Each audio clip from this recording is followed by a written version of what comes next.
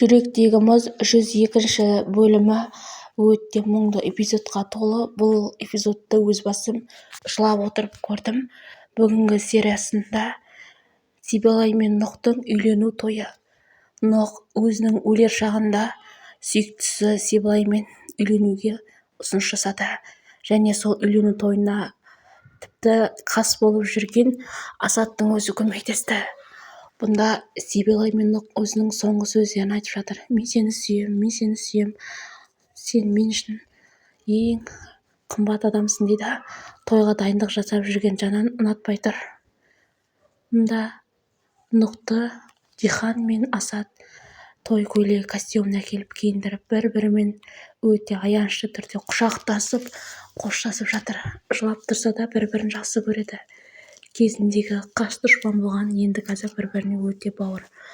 Мұңды Сибилайды Мелектің сыңары, Нұқтың сыңары Мелек пен оның сіңілі Хариха киіндіріп жатыр.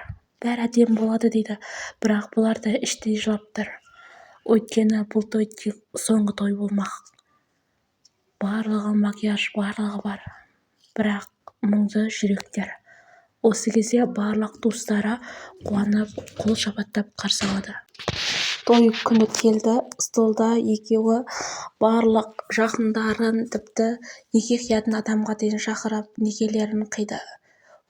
Неке куәгеріне Таксин мен оның әжесі барлығы қуанышты. Бірақ осы кезде медицина қызметкерлер келеді. Сіздің уақытыңыз бітті, біз сізге тезірек ота жасатуымыз керек, әйтпесе өміріңіз қазір-ақ қиылып кетеді дейді.